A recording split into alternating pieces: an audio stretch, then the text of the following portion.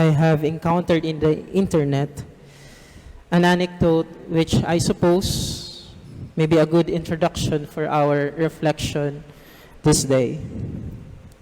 It says, a grandfather was talking with his grandson through the woods, sharing the wisdom he had gleaned throughout his 73 years. Holding the young boy's hand, the old man began. He said, "Within us are two wolves locked in a constant state of battle, a good wolf and a bad wolf.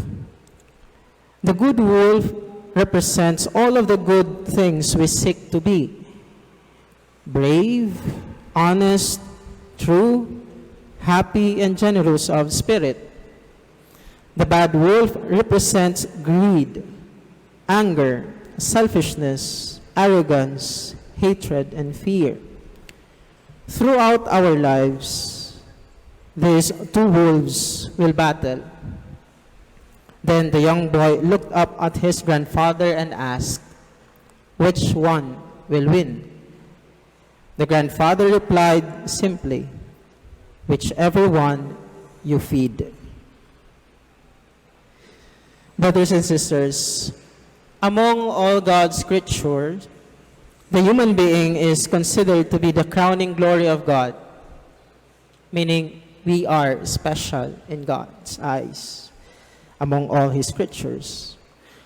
Not simply because we have been created in His image and likeness, but because among other creatures, we are the only ones who can rationally distinguish right from wrong, good from evil. Kita lang ang may pakasabot kung ano ang tama asinsala at maray sa bako. We have been gifted with intellect and will. Unlike other creatures, like the animals, they make choices out of their senses. When they are hungry, they eat. But human beings, though hungry, may choose not to eat. Pag halimbawa, diet ka, pwede ka hindi magkakan. Pag ara mo na ang kakanon, may lason, certainly you will not eat. But the animals, they eat if they are hungry. Something which is pleasurable in their senses, they go into it. So we can say that human beings can make a well-discerned decisions and choices. Kita mga tao, tatao kitang maggibunin marhay asin tamang desisyon sa satong buhay, depending on how we use our intellect. Even though, why does human still fail and fall to sin and choose evil than good and wrong from right? Nagdidesisyon kita base sa tuwing iniisip, masalangkaw and value kang decision ta kumpara sa ibang mga linalang. Pero tano ta, we still fall into sin. We fall into wrong choices. Human fall into sin because instead of using our discernment to choose, we use our senses. Sabi nga ni Ken, pag purusong-pusongon nga ni kita, that is the time na most probably we will make wrong choices in our life. We think that what we see, feel, and hear, and taste that is good is really good without using our ability to think first and discern before making decisions. In the Gospel, Joseph showed us the right way of discerning. He listens to God's voice. He obeys God's will. Certainly, if we follow the source of all goodness, we can never be mistaken. If we attune our will to God's will, we will not fall into wrong choices.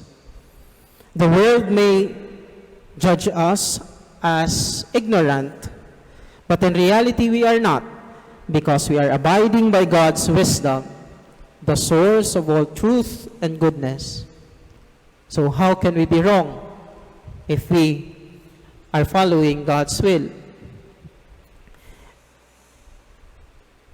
An ignorant person is a person who looks at himself as all-knowing and seek only his own will and discredit God in his life. But a true wise man is a man who chooses God among all others.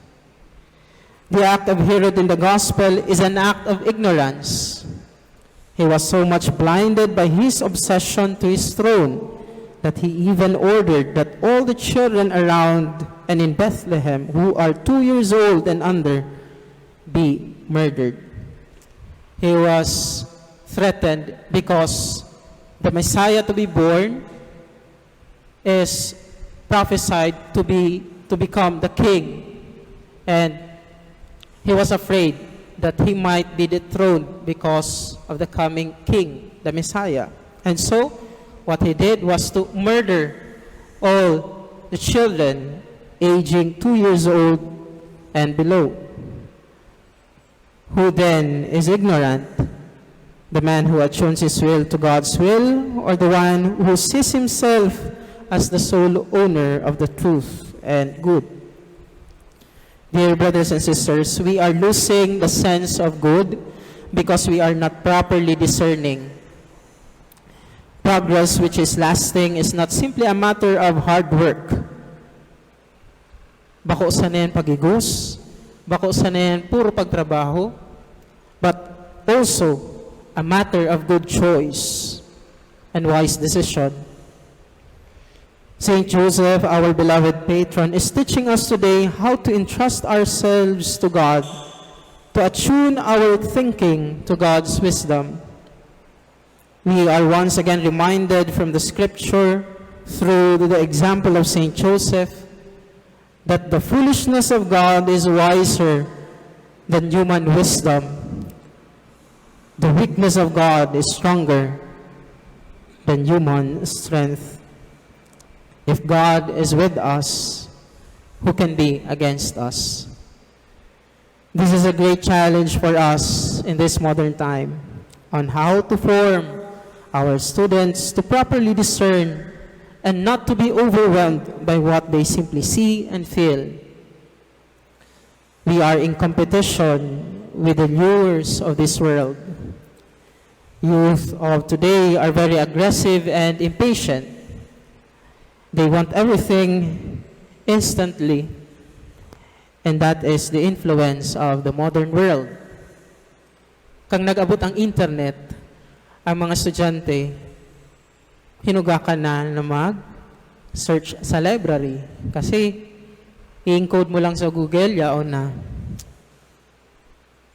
Kung kadto, pasakitan ang pagtao, pagpadara ng mensahe, through mails, ngunyan, pwede mo na sa messenger.